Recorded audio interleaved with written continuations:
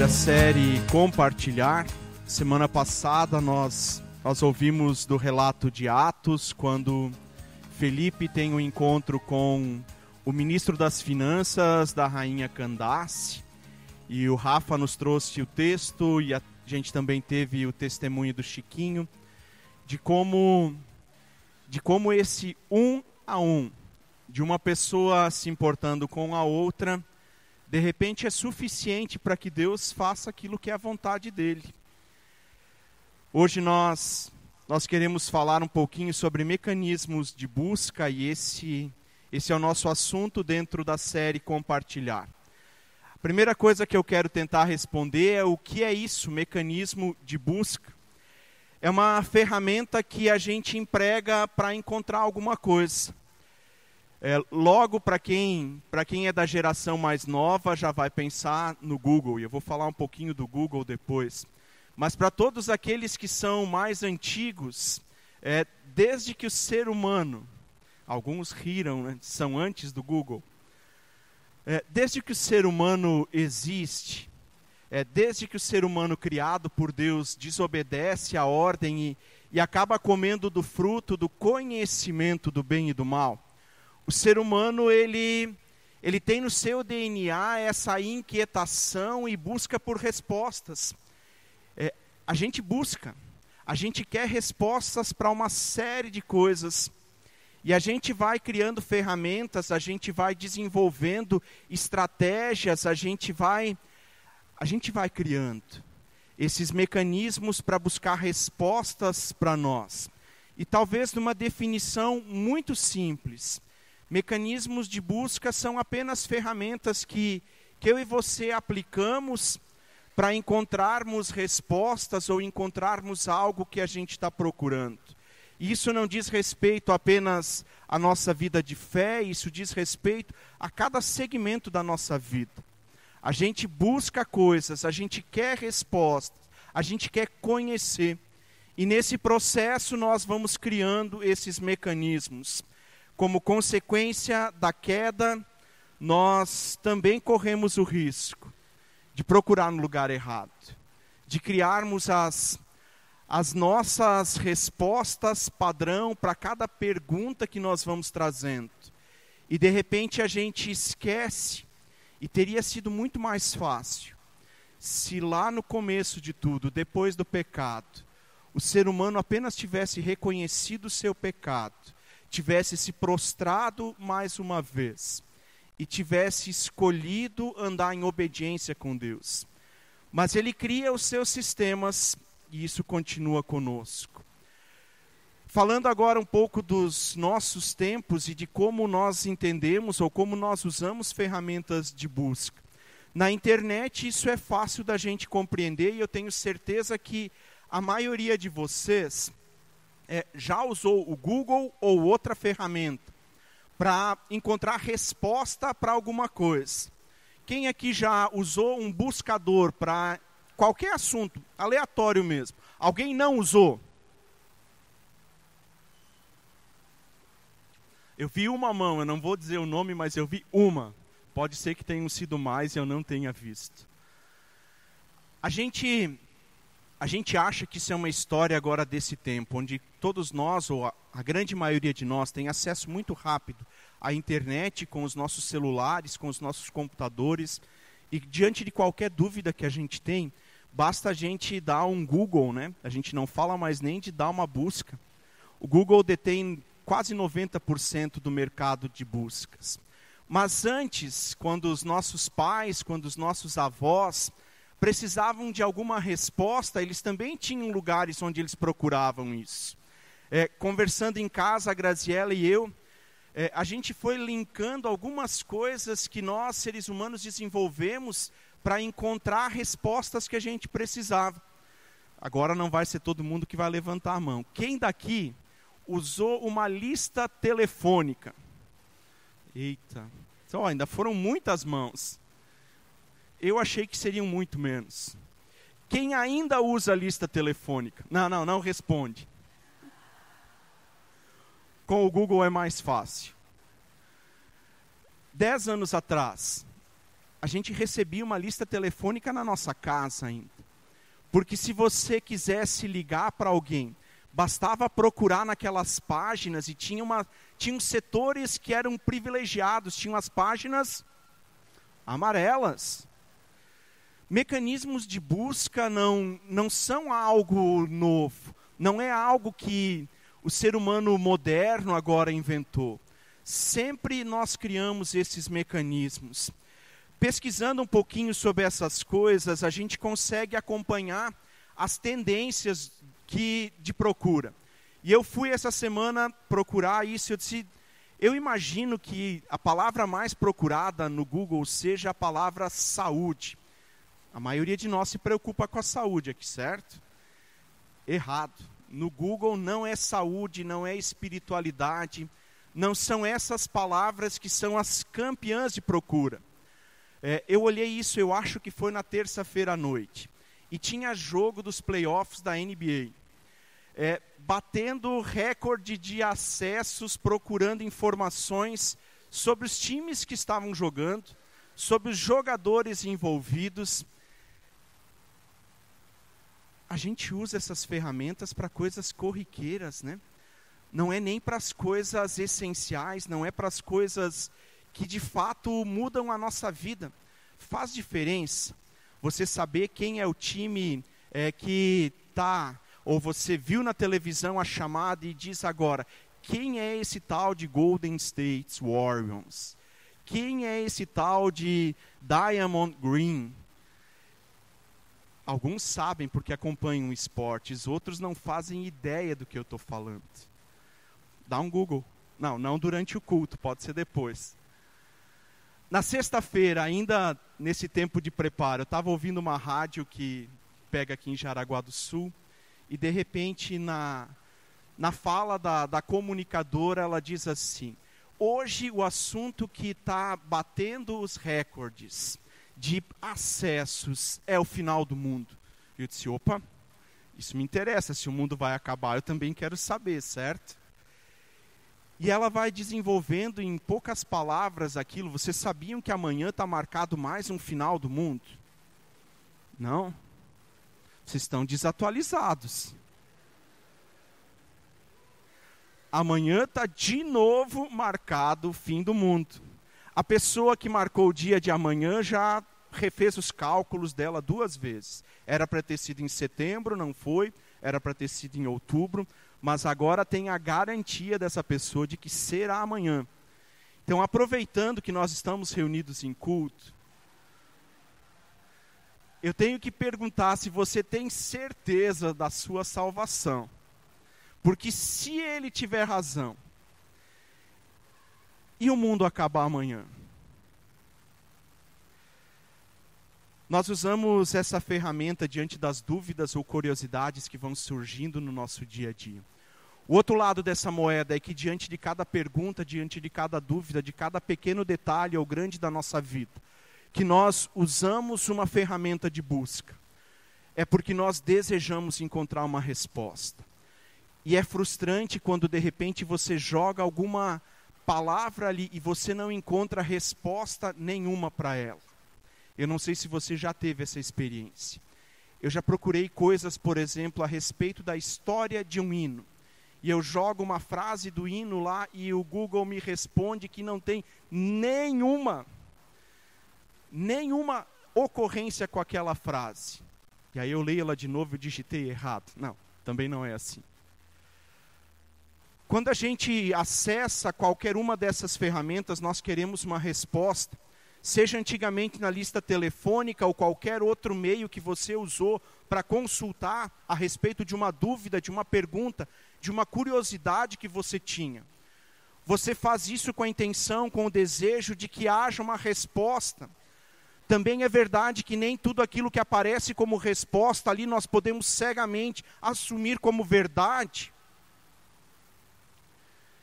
Especialmente agora quando a gente fala de buscas na internet. E isso ainda é assunto para a semana que vem. Mas tem uma dezena de coisas ali que não são a resposta verdadeira. E a gente precisa olhar para aquilo. Precisa comparar. para que no meio de tantas informações a gente encontre aquilo que é verdade, fazendo um link para aquilo que nós queremos trabalhar hoje à noite, então. Eclesiastes capítulo 3 vai nos dizer assim: Ele fez tudo apropriado ao seu tempo, também pôs no coração do homem o anseio pela eternidade. Pôs no coração do homem o anseio pela eternidade. Em última análise, quer dizer que cada um de nós, cada ser humano vivo, em algum momento da sua história, vai fazer a pergunta pela eternidade. E quando ele digitar na sua ferramenta de busca a respeito dessa sua dúvida, ou dessa sua curiosidade, quais são as respostas que ele vai encontrar? Atos capítulo 17, se você trouxe sua Bíblia, esse texto nós queremos ler.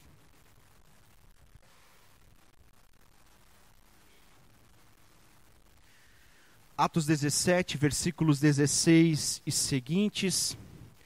Paulo está na segunda viagem missionária. O capítulo 17 começa com Paulo e Silas indo a uma sinagoga. Sinagoga era o lugar de culto dos judeus fora de Jerusalém. Jerusalém tinha o templo, mas em cada lugar onde os judeus chegavam, onde tivesse um número mínimo de 12 judeus homens, se podia constituir uma sinagoga, que era o lugar de culto deles. Eles se reuniam lá todo sábado para a leitura da palavra, para adoração, para oração. E Paulo usou isso como estratégia missionária. As viagens dele, onde havia uma sinagoga, era o lugar para o qual Paulo ia, porque ele tinha ali um ponto de contato com a cultura daquele povo. Tinha ali um grupo de pessoas que criam num Deus único, e a partir dessas coisas, juntamente com toda a história do Novo Testamento, Paulo tinha um link para falar a respeito de Jesus com essas pessoas. Paulo permanece na cidade de Tessalônica 3 semanas, lendo as Escrituras, explicando os textos, apresentando Jesus de maneira clara. Alguns judeus se convertem, também aos tementes a Deus, gregos, que agora já participam de uma sinagoga, porque eles também creem num Deus único. Desses alguns creem e logo tem algum tumulto formado na cidade. E Paulo tem que fugir de lá. Ele chega a Bereia, a situação se repete, ele prega e as pessoas se convertem e ele de novo tem que fugir.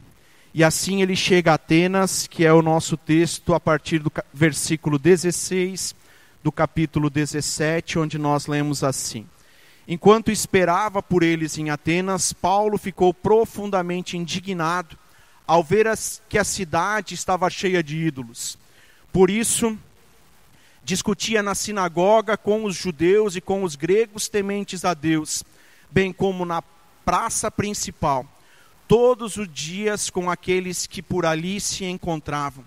Alguns filósofos epicureus e estoicos começaram a discutir com ele. Alguns perguntavam: o que está tentando dizer este tagarela? Outros diziam: parece que ele está anunciando deuses estrangeiros, pois Paulo estava pregando as boas novas a respeito de Jesus e da ressurreição. Então o levaram a uma reunião no Areópago, onde lhes perguntaram: podemos saber que novo ensino é este que você está anunciando? Você está apresentando algumas ideias estranhas e queremos saber o que elas significam.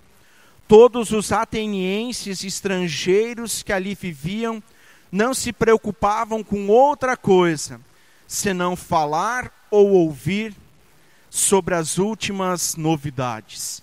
Não é do nosso tempo a curiosidade pelas coisas da moda. 22. Então Paulo levantou-se na reunião do Areópago e disse: atenienses, vejo que em todos os aspectos vocês são muito religiosos, pois andando pela cidade observei cuidadosamente seus objetos de culto, e encontrei até um altar com a inscrição: ao Deus desconhecido. Ora, o que vocês adoram, apesar de não conhecerem, eu lhes anuncio. O Deus que fez o mundo e tudo o que nele há, é o Senhor dos céus e da terra, e não habita em santuários feitos por mãos humanas. Ele não é servido por mãos de homens, como se necessitasse de algo, porque ele mesmo dá a todos vida, o fôlego e as demais coisas. E de um só fez ele todos os povos para que povoassem toda a terra, tendo determinado os tempos anteriormente estabelecidos e os lugares exatos em que deviam habitar. 27. Deus fez isso para que os homens o buscassem e talvez, tateando, pudessem encontrá-lo, embora não esteja longe de cada um de nós. Pois nele vivemos, nos movemos e existimos, como disseram alguns dos poetas de vocês. Também nós somos descendência dele.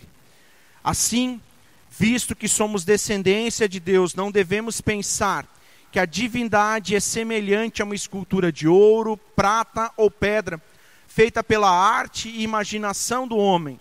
No passado, Deus não levou em conta essa ignorância, mas agora ordena que todos, em todo lugar, se arrependam, pois estabeleceu um dia em que há de julgar o mundo com justiça, por meio do homem que designou, e deu provas disso a todos, ressuscitando-o dentre os mortos. Quando ouviram falar sobre a ressurreição dos mortos, alguns deles zombaram e outros disseram: a este respeito nós o ouviremos em outra vez. Com isso, Paulo retirou-se do meio deles. Alguns homens juntaram-se a ele e creram. Entre eles estava Dionísio, membro do Areópago, e também uma mulher chamada Dâmaris, e outros com eles. O texto, a história que Paulo vive em Atenas, talvez não seja desconhecida de nós. E tem alguns aspectos que nos ajudam a entender, ou que nos fazem lembrar de como nós podemos, ou devemos, ou deveríamos, também nós viver. A primeira coisa que eu quero destacar no texto agora são as perguntas que surgem ali. Paulo começa a sua explanação numa cidade que respira cultura, numa cidade que cresce, que é pujante. Atenas era o grande centro intelectual da época. Roma era a capital do império, era o centro político de tudo. Mas Atenas é onde todas as ideias eram discutidas, onde viveram os grandes filósofos que você estudou na escola. Era o lugar onde as ideias eram debatidas. Ali, naquele lugar, há uma sede por novidades, como eu também já destaquei na leitura. E agora eles apresentam a pergunta que Paulo começa a responder no seu discurso. Que novo ensino é esse? Versículos 21 a 23, isso vai aparecer no nosso texto. Que novo ensino é esse que você está nos apresentando? Tem uma outra pergunta que não é feita de maneira verbal, mas ela aparece no contexto daquilo que Paulo está vendo. Eles têm um anseio pela eternidade. Embora eles não saibam muito bem a que Deus recorrer, Atenas também é o lugar onde está o panteão dos deuses gregos. Há um Deus para todas as coisas. Alguns historiadores chegam a dizer que em Atenas existiam mais deuses do que seres humanos. Eu acho que isso é um exagero. Mas se consegue ou se conseguiu apontar pelo menos 30 mil estatuetas dos mais diferentes deuses que foram encontrados nesses escombros da arqueologia, aquilo que foi sendo achado. O que isso diz para nós? Diz que é um povo que não quer ficar devendo para Deus nenhum.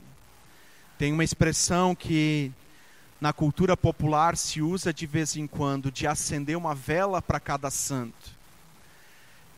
É o que os atenienses fazem. Na ânsia deles de não ficar devendo para nenhum Deus, porque vai que justamente esse que não recebeu a estatueta é o que vai garantir a eternidade. Também tem uma outra discussão, e o texto mostra isso. As linhas de filosofia com quem Paulo conversa, uma delas crê numa vida posterior à morte, a outra não crê.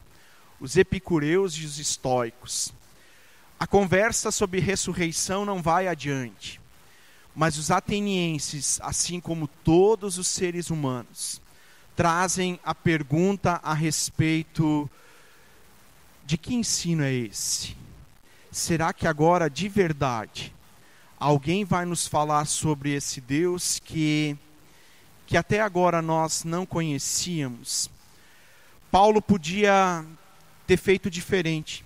O texto começa dizendo que quando ele chega ali, ele fica profundamente indignado ao ver a idolatria da cidade. Paulo podia simplesmente ter dado de ombros, ter saído de Atenas e ter dito: vocês já fizeram a escolha de vocês. Ou ele poderia ter dito: essa história de fé é do âmbito particular. Cada um resolve no que vai crer. Paulo também poderia ter dito, no meio dessa confusão toda: eu não vou me meter. Eles têm perguntas, mas eu não estou disposto a responder sobre isso. Não era difícil perceber a idolatria de Atenas. Difícil era permanecer na cidade e dar resposta para o anseio que cada ser humano traz consigo. Tinham um anseio pela eternidade. Na dúvida sobre como isso aconteceria, eles colocam a esperança deles em todos os deuses que eles conhecem. E, inclusive, guardam um lugarzinho para o Deus que eles ainda não conhecem, porque daqui um pouco ele vai aparecer. A segunda coisa do nosso texto é a resposta que Paulo dá a eles.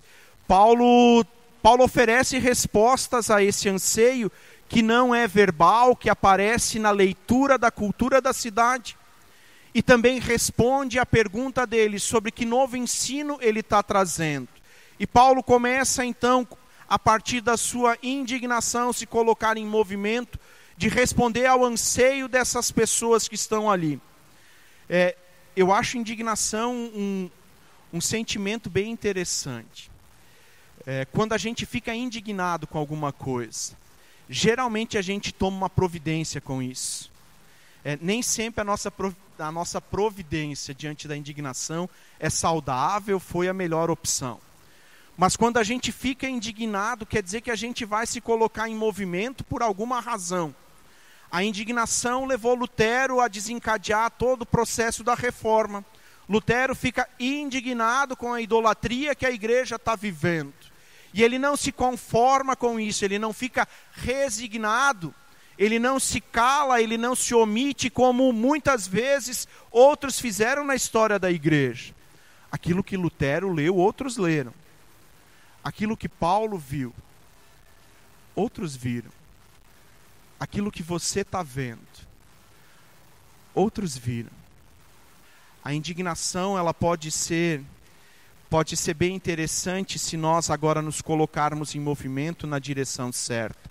Paulo começa a apresentar a sua resposta dizendo: o Deus que vocês não conhecem, eu conheço Ele. E vocês o adoram sem conhecer, e eu agora quero falar dele para vocês. E Paulo discorre então a partir do versículo 23, finalzinho dele, dizendo quem é esse Deus.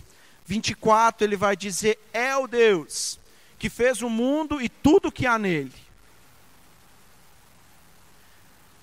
No meio dos intelectuais da época, Paulo não tem problema em dizer: Deus criou todas as coisas.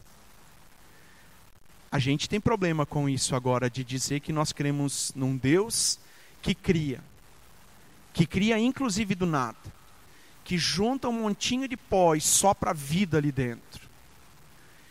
Diante dos filósofos, dos grandes intelectuais da época. Paulo não tem medo de falar disso. Paulo crê no que ele está falando. E aí fica mais fácil. Segunda coisa que o texto diz, Paulo descrevendo esse Deus não habita em santuários feitos por mãos humanas. Tem um outro lugar que ele quer morar. E isso não aparece, mas certamente Paulo chegaria nesse ponto. Dizendo esse Deus que não habita em santuários, deseja morar no coração de cada um de vocês. Ele não mora num templo. Ele não pode ser encarcerado num prédio. Terceira coisa que ele diz. Esse Deus que vocês não conhecem, mas eu conheço bem de pertinho. É um Deus que não pode ser servido por mãos humanas, porque ele não carece de nada. Se ele fez todas as coisas, tudo é dele. E se de alguma coisa ele tiver falta, ele cria. Então essa história de ficar fazendo oferendinhas para esse Deus, isso não tem necessidade. O Deus que eu conheço e creio não precisa disso. Cada deus do panteão grego tinha o seu determinado sacrifício. Quase toda a carne que era possível ser comprada no comércio, primeiro tinha sido oferecida para algum desses deuses. O animal era sacrificado, era sangrado, e esse sangue era oferecido a esses deuses. Paulo diz, o Deus que eu conheço, ele não precisa disso. E por último, Paulo diz que esse Deus, versículo 28, é o Deus no qual vivemos, nos movemos e existimos. Aliás, alguns dos poetas de vocês já descobriram isso. Sem esse Deus, não é possível viver. Sem esse Deus, não é possível nos movermos. Sem esse Deus, nós não existiríamos. Paulo dá a resposta. Eu estou anunciando o Deus que vocês adoram sem conhecer. O Deus pelo qual vocês procuram. E a cidade mostra essa procura. Diante de uma pergunta, diante de uma resposta, cada um de nós, cada uma das pessoas que ouviram Paulo, que leem aquilo que Paulo anunciou, precisam tomar alguma decisão. Paulo provavelmente não permaneceu muito tempo em Atenas, mas foi tempo suficiente para ele resgatar algumas pessoas da idolatria. Paulo não tem problema de falar claramente da sua fé. Bom, agora a gente já começa a apresentar os nossos argumentos, porque a gente já pensou assim, bom, mas era Paulo. Paulo é de outro nível, é de outro patamar, e quem sou eu? É verdade. Paulo foi seguramente na minha opinião. Se botar no Google pode dar outra resposta. Paulo foi o líder mais influente do cristianismo, da igreja primitiva, sem sombra de dúvida.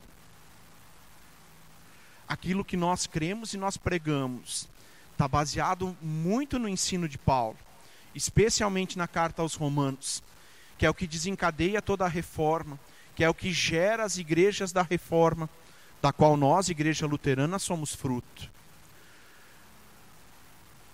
Paulo tem respostas e agora cada uma dessas pessoas precisa tomar uma decisão. Alguns dizem e zombam dele dizendo, era só o tagarela. Que desperdício do nosso tempo, ficar ouvindo esse cara.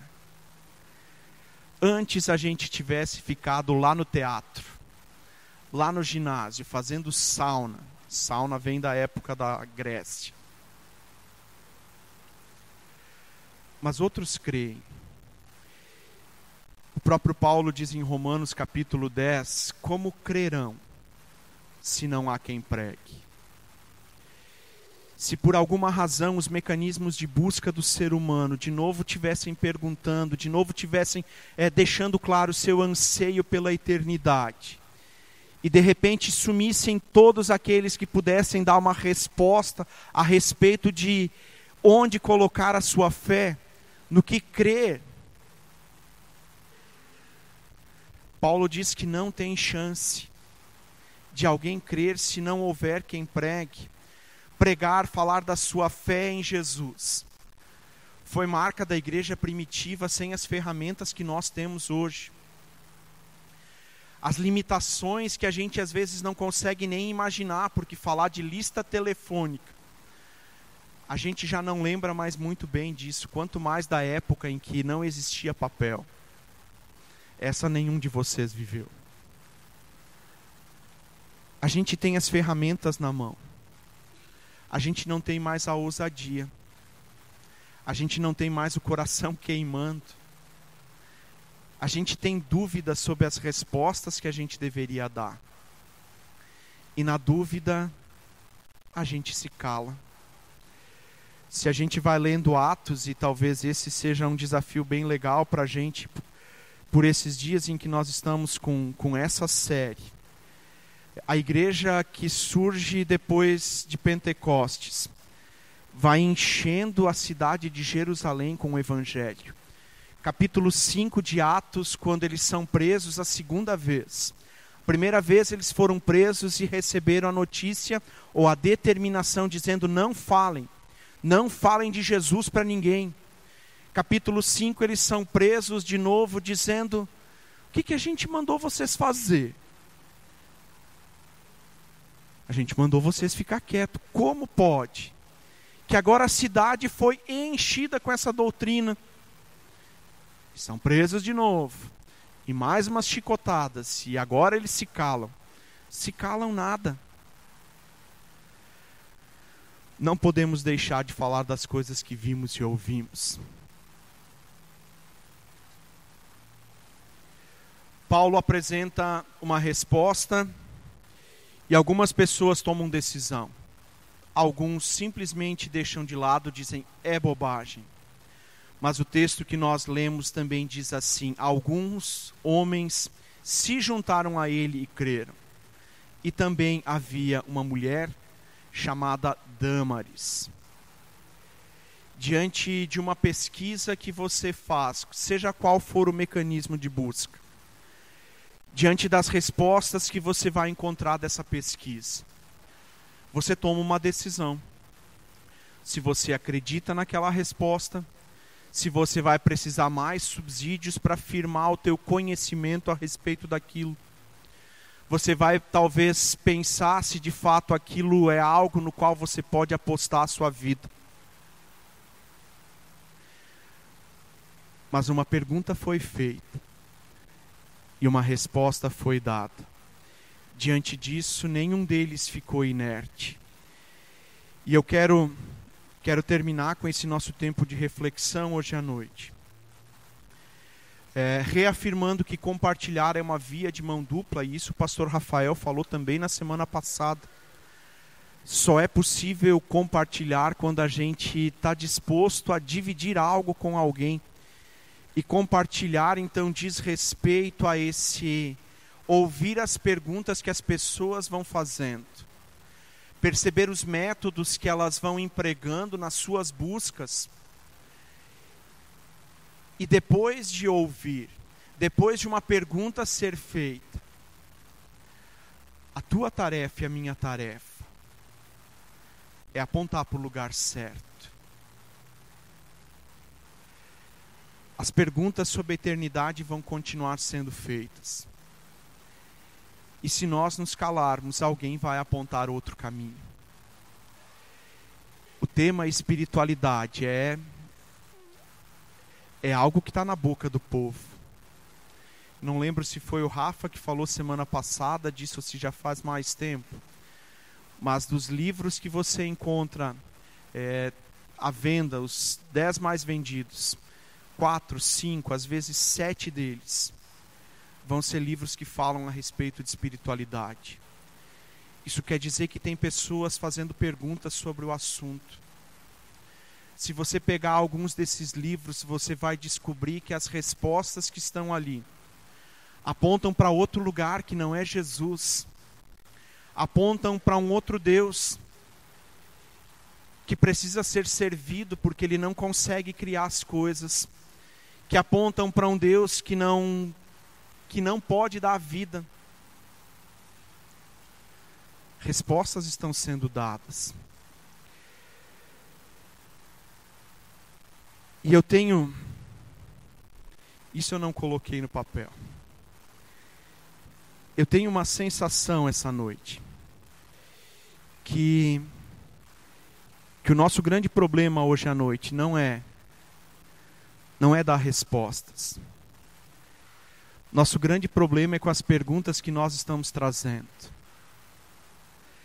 Talvez não sejam a respeito da eternidade. Talvez não seja a respeito de como nós lidamos com esse anseio da nossa alma por algo que seja eterno. A gente tem falado disso sempre de novo a respeito de que só há uma solução para isso. O ser humano caído precisa de Jesus. Qualquer outra tentativa, ela esbarra numa solução que talvez até responda por alguns segundos ao anseio da nossa alma. Mas no dia seguinte o vazio continua ali. Nós temos apontado para Jesus e eu creio e eu espero que a maioria de vocês já tenha tomado essa decisão de seguir Jesus. Mas isso ainda não quer dizer que todas as nossas dúvidas e perguntas tenham sido respondidas. E eu fico pensando quais são as perguntas que vocês continuam trazendo junto, que vocês não jogaram em mecanismo de busca nenhum. Que vocês não colocaram para fora, que vocês não tiveram a ousadia de compartilhar com alguém. Quais são as dúvidas que há na tua vida a respeito de como lidar com o casamento? De como cuidar dos filhos e criá-los bem? Quais são as tuas dúvidas a respeito da tua vida financeira? De como a gente lida com isso a partir de uma decisão de fé? E o meu desejo nessa noite é que você escolha alguém da comunidade, alguém da nossa liderança, alguém experimentado, para você compartilhar, para você criar uma ferramenta de busca para as perguntas que você continua trazendo.